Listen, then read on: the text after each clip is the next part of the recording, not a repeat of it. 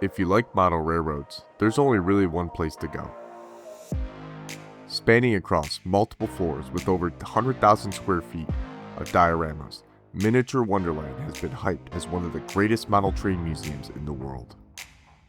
But what is it like to actually tour this one-of-a-kind world record-breaking museum? Let's find out in today's video.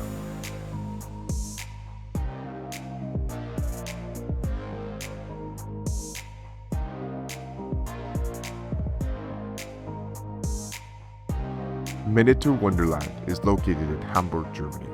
Hamburg is the second largest city in Germany with a population over 1.9 million people. It is known for being Germany's port city and gateway to the North Sea. Within Hamburg lies Speicherstadt, the largest continuous warehouse district in the entire world. Built in phases between 1883 and 1927, on top of wooden piles driven into the riverbed, it served as Hamburg's primary port until after World War II. Today, it serves as one of Hamburg's top tourist attractions and was designated as a UNESCO World Heritage Site in 2015. Minatur Wunderland lies within one of these warehouses.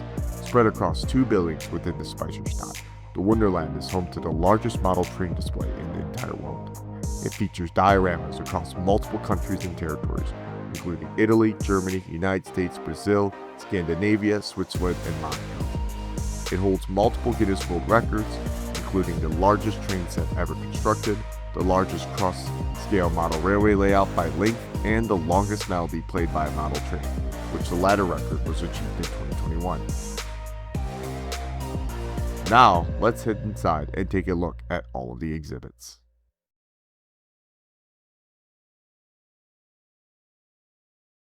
Scanning our ticket and walking inside, we come to the first exhibit, Province, representing the southeastern area of France. This exhibit is dotted with models of ancient Roman aqueducts, wineries, and towering marble cliffs. It also includes a lovely freight train that circles the small layout. Moving on from the small exhibit, we come to the first full-feature exhibit of the museum, Monaco. In this exhibit, one can see the wealth, prestige, and Formula One racing that define the character of the city-state. We caught the middle of an exciting Formula One race, eagerly waiting for the results. Each race in this model has randomized endings so that no two races throughout the day are alike. Quite impressive for something built on such a small scale. We move up the Mediterranean to Italy, which features ancient Roman ruins, protests, and a scale model of the Roma Termini train station. There are iconic landmarks scattered throughout the site, including the Colosseum, St. Peter's Basilica, and the buried ruins of Pompeii. Of course, there are trains roaming about as well, including this street locomotive traveling right through the heart of a political protest. Like all other exhibits within Minatur Wunderland, there is a day-night cycle that seems to operate about every 5 minutes or so. As the ambient light drops in the room, the lights within the models turn on, just like they do in the real world. Look closely, and you might see some of the lights even flickering. As it becomes day again, I decide to head off to the next exhibit, one that features towering mountains and beautiful alpine landscapes. That's right, we've made it to Switzerland.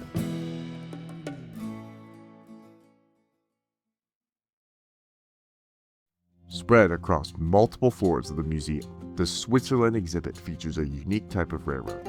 Starting at the higher elevations, we see the Cog Railway. This railway is unique as it has 3 rails instead of 2. The additional third rail provides tractions for specialized trains to climb steep gradients in mountainous terrain. Unfortunately, it does not seem like the railway is running today. Looking at the valley floor, one could see the replica of the Beicher station. Trains depart and arrive at the station like clockwork, showcasing the precise timetables that Swiss railroads are known to operate on. Let's hope there's not any trains coming from Germany, because that might just throw the entire timetable off. Although Switzerland does not have a high-speed rail line, that doesn't mean that it is lacking in modern railroad infrastructure. In this shot, you can see the new viaduct built over the valley, cutting travel times for paying passengers, while freight trains use the classic line because speed is not a factor for large shipments. Hopefully, there will be enough capacity on the tracks one day, so that both freight and passenger trains can use the more modern alignment. Climbing out of the Switzerland exhibit, we come to Knufingen Airport. This airport is considered the most technologically advanced out of all the exhibits, featuring realistic air traffic. It was heavily inspired by Hamburg International Airport, with the terminal and the surrounding buildings all being direct replicas. Looking at the runway, we can see planes departing and arriving. After planes land, they taxi to their assigned gates. During the taxiing phase, you might notice some unique flying objects parked there, such as the Millennium Falcon straight out of Star Wars. Hard to believe that the science fiction universe of Star Wars collided with Minatur Wunderland, but here we are.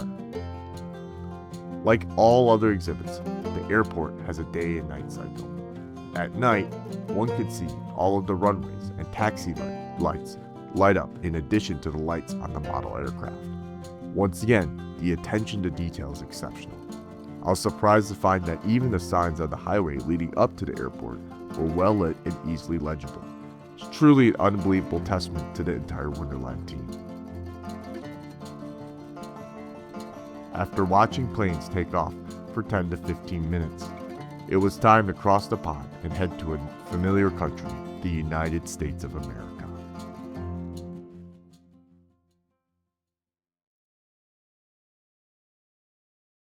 The United States exhibit opens with stunning rockwork modeled after the famous Grand Canyon. Here we can see a diesel-electric hauled Amtrak train wind its way up the canyon walls. At the top of the canyon, a large trestle carries the tracks from one side of the canyon to the other. Further down in the valley, we see an interchange of road and rail, featuring multiple levels of railroad tracks in addition to a large highway junction. Large semi-trucks roar down the interstate while a private passenger train passes overhead.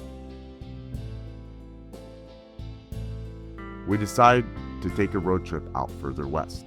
We arrive at the corner of the United States exhibit. A replica of Sin City emerges from the desert. This is a city where the party never seems to end. Even at night, people frolic about in and out of the casinos on the strip. After partying all night on the strip, we change directions and head south.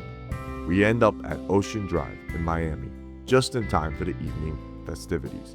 As we go out for another amazing night, a space shuttle launches from the nearby Kennedy Space Center. We watch in awe as the space shuttle gets closer and closer to the ceiling, not quite breaking the Kármán line, the boundary marking the beginning of outer space. Leaving the United States exhibit, we arrive at a miniaturized version of Hamburg. We see all of the iconic landmarks of Hamburg, including, but not limited to, St. Michael's Church, the Elbe Harmonie, Elbe Tunnel, Speicherstadt, and the Port of Hamburg. Linking all of these landmarks is the Hamburg Hochbahn, the rapid transit system of Hamburg. This miniaturized version of the real-life system even features model underground stations, which I've never seen on a train layout before. Retreating back to the surface, we encounter the Hamburg Hauptbahnhof, or main train station. Here we can see trains arriving and departing for all corners of Germany. There are even some international trains, such as this railjet from Austria. Hopefully these trains can get to their destination on time, but Deutsche Bahn might have other plans. Our journey in Hamburg quickly ends as we head north to the fjords and snowy landscapes of Scandinavia. The highlight of the Scandinavian exhibit is the Strömsbelt Bridge. Towering over the surrounding landscape, this bridge is the Wonderland's largest freestanding structure. It crosses a model of a fjord. This fjord contains over 25,000 liters of water that rise and fall to simulate tide cycles in real life. Pumps push water in and drain water out over a 25-minute cycle. The wastewater from the pumping process is used to flush toilets in the museum. Overall, this is a unique way to not only simulate real-life conditions, but also minimize waste of a valuable resource such as fresh potable water. Looking north to the corner of the Scandinavian exhibit, we come to the snowy landscapes of Sweden. Here we see a lovely snow-covered Swedish town with a large train station. There are less passenger trains and more freight trains. These freight trains transport the natural riches of Sweden and other Scandinavian countries. As the lights dim over the Scandinavian exhibit, we enjoy one last night view of Minatur Wunderland. The night's lights on the exhibit reflect off the Mana Fjord, creating a unique reflection that cannot be found in other exhibits. What a great way to end our worldwide trip through Minatur Wunderland. We have seen every exhibit in Minatur Wunderland, but that does not mean it will stay that way forever. Like every enthusiastic model railroader, you're never quite satisfied with the layout, and you're always looking to improve. We head across a building to building bridge to see areas under construction by the museum. In the other building, we encounter Brazil. This exhibit, completed in 2017, features iconic landmarks of Rio de Janeiro. Going east to west, one could see the towering Christ of Redeemer statue, followed by the Copacabana beach, and finally the favelas, the makeshift outskirts of the thriving city.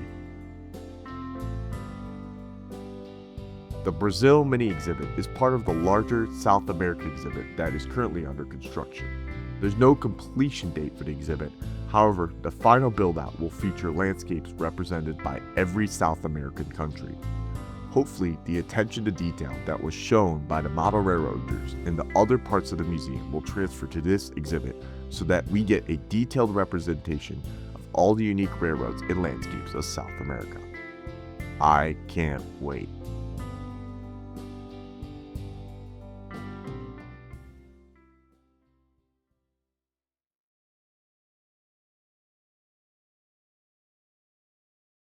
Now that we have examined all of the different exhibits, it's time to rate this exceptional museum experience.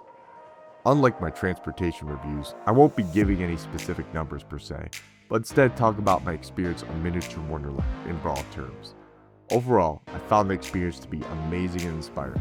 I was amazed by the amount of detail that was placed into each exhibit, and how they were even able to capture the idiosyncrasies of each country.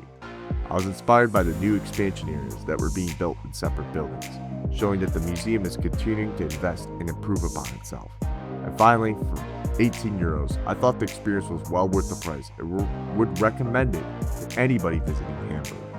If you're not interested in model trains or model railroading, Minatur Wunderland is as much as part of Hamburg as Franz Bochum.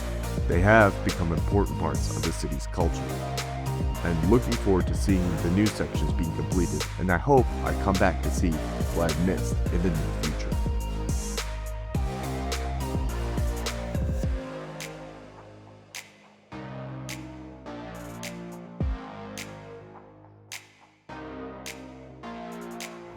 Thank you to everyone for watching. I hope you have enjoyed this video. If you like this content, please consider supporting the channel by subscribing. I hope you come back for future videos.